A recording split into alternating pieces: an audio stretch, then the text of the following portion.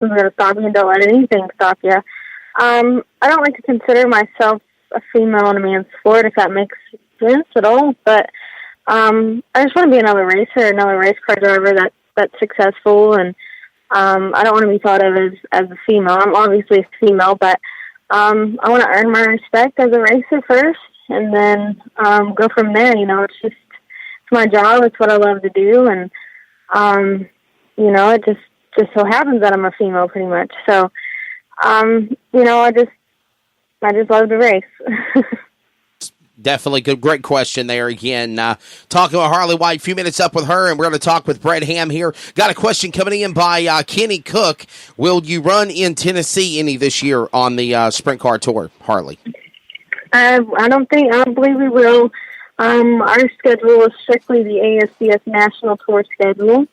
So we don't really make it to Tennessee. We sure wish we did. Gotcha, definitely. But, of course, you can follow her and the rest of the action at ASCSRacing.com. My great friend Brian Holbert is the man that gave me your number, and he's a good friend of mine in the announcer world, and I really look up to him, and he does a really, really good job with the series. We're going to wrap things up with Harli White. Did got a comment coming in, though. I don't know if you know Jim O'Shields.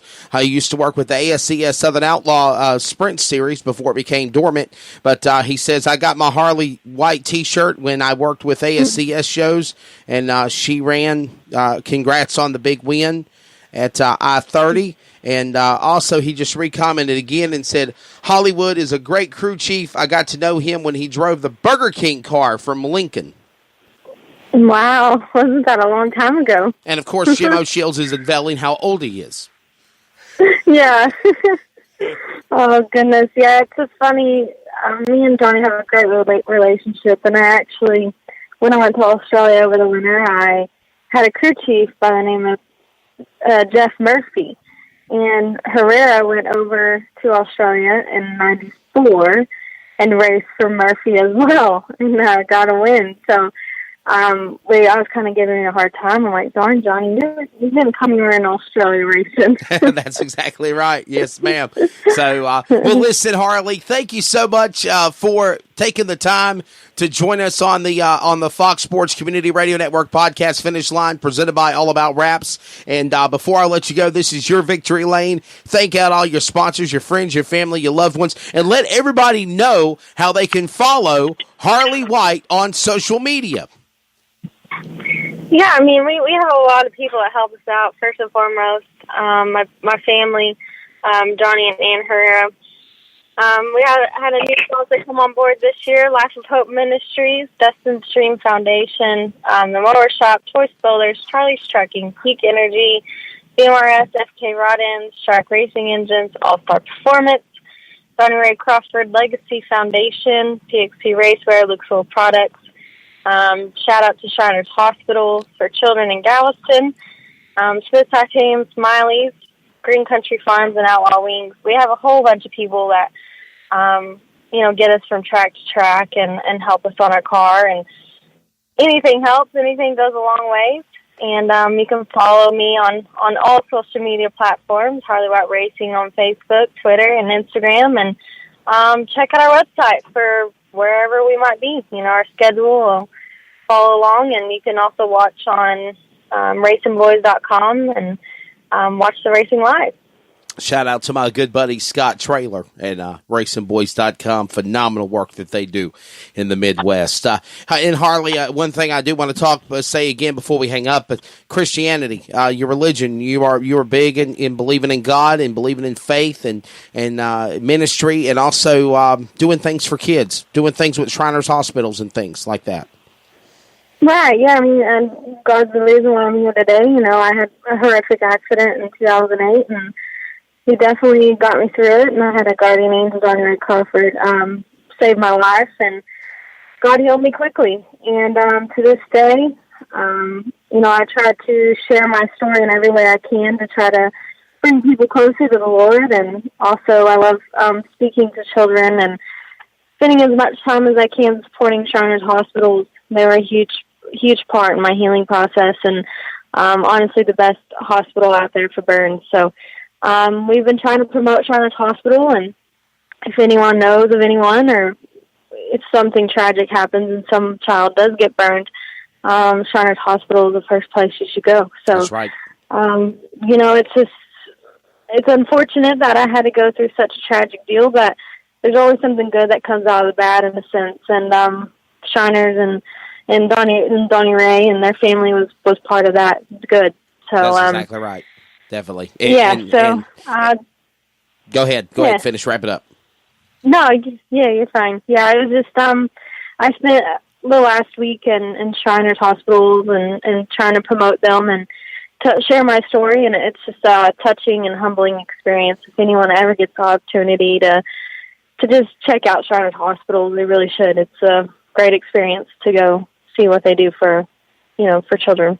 Definitely. You're correct on that, Harli White. Well, Harli, thank you so much for joining us on Finish Line. Continued success with your career. Thank you so much for what you do for the sprint car or the motorsports industry, and good luck, and we'll see you in your next win. We'll definitely have you back on again sometime. All right. Sounds good. Thanks. Not a problem.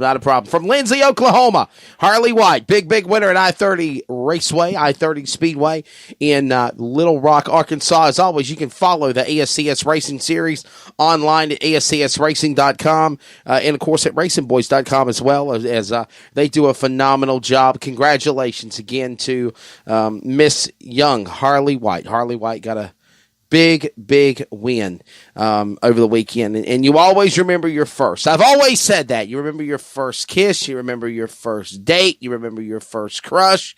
You remember a lot of things that'll be first times of your life. And one of the things, obviously, is that first time you reach the finish line and get yourself a big win. We've got more coming up. We're going to go to Newberry, South Carolina, and chat it up with Brett the Jet Hamm in just a moment. This is Finish Line. We'll be right back.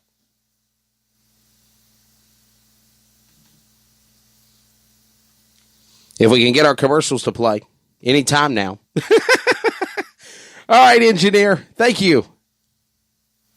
All About Wraps strives to offer our clients with fast, affordable service with race wraps starting at only $500. From go-karts to national touring teams and everything in between. Late models, modifieds, sprint cars, midgets, asphalt cars, and we'll even decal your helmets. Wraps, design services, and promotions. Everything we offer at All About Wraps. Contact us today to see what we can do for your team. Give us a call, 410-903-3302. Email us at allaboutraps@hotmail.com and visit us on Facebook at All About Wraps. All About Wraps strives to offer our clients with fast, affordable service with race wraps starting at only $500. From go-karts to national touring teams and everything in between. Late models, modifieds, sprint cars, midgets, asphalt cars, and we'll even decal your helmets. Wraps, design services, and promotions. Everything we offer at All About Wraps. Contact us today to see what we can do for your team. Give us a call, 410-903-3302. Email us at allaboutraps@hotmail.com and visit us on Facebook at All About Wraps. This is Finish Line. This is Chris Nunn from the Sling and Dirt podcast and the announcer at Twin Cities Raceway Park in North Vernon, Indiana. And you're listening to The Finish Line with the hashtag king himself, Wesley Outland.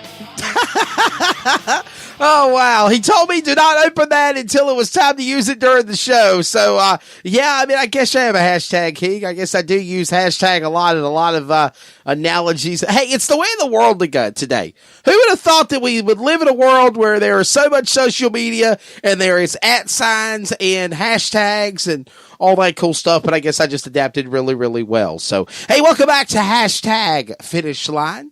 Fox Sports Radio, Community Radio Network, CRNSports.org. We're also at iHeartRadio, Tuned In Radio, iTunes, and Tuned In. I'm your host, motorsports personality Wesley Outland. As Chris Nunn told you, I need no introduction. Of course, thank you to all of the drivers for being on the program. We're getting ready to go right back to the lines and get our next guest on the show. So, coming up also in a little bit, we will also have on Lane Leffler Racing's Connor Leffler joining us to talk about his 3 for 4 in the Gator Dirt Nationals coming up next. And also to close out the program, 4-time NASCAR Whelen All-American Series national champion of course, Lee Pulliam from Alton, Virginia. But for right now, we go to the phone lines here. We're going to go to the Crate Insider hotlines. As a big shout out to my friend Kate Dillon in CrateInsider.com.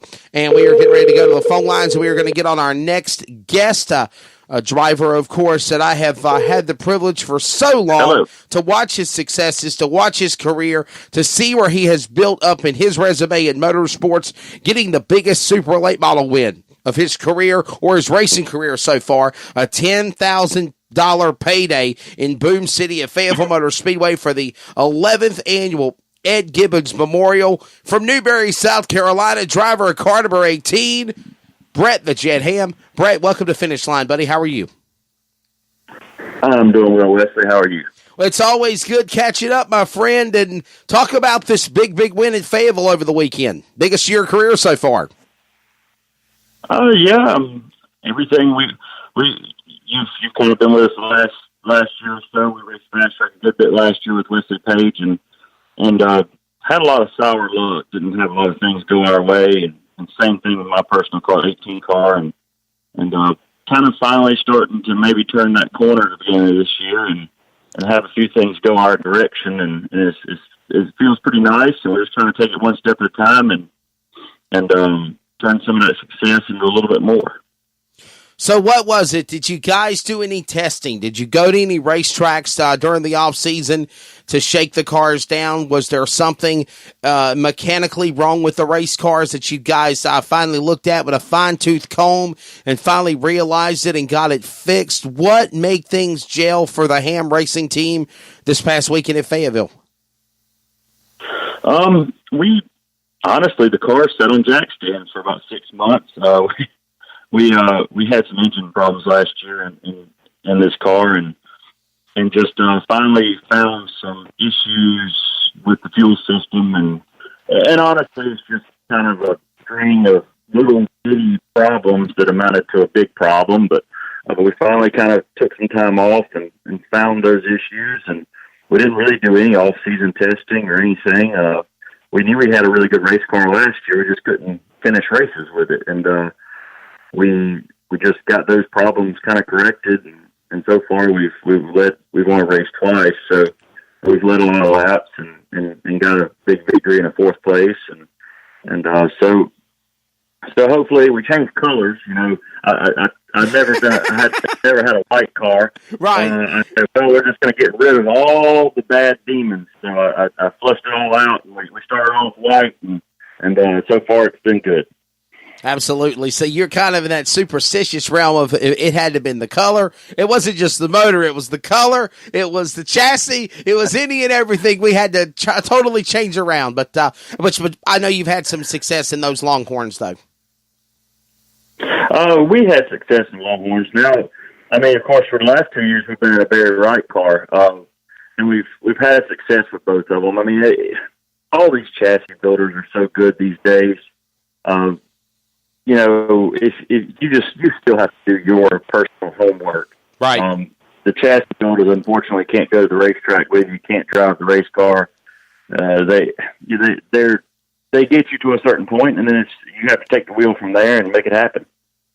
You know, Fayetteville Motor Speedway, over the years, and I got to give props to Jim Long Jr., his wife Dina, all the great people there at Boom City. That track, it seems to me like over the years, has progressively gotten better and better. And what I mean by, I'm talking about the racing surface, because there was a time that I would go out there. I personally worked at Fayetteville full-time or at a young age as a track announcer there when Larry Norris was running it. And I remember that there would be craters the size of moons in the track.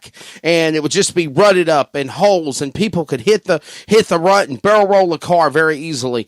The track conditions have really improved at Fayetteville, like I've seen in the booth the last couple of times I've been there, most recently a few weeks ago for the modified race with the Renegades of Dirt and the Modified Nationals. Would you say the same thing yourself, being one of the guys in the cockpit racing around the bull ring there?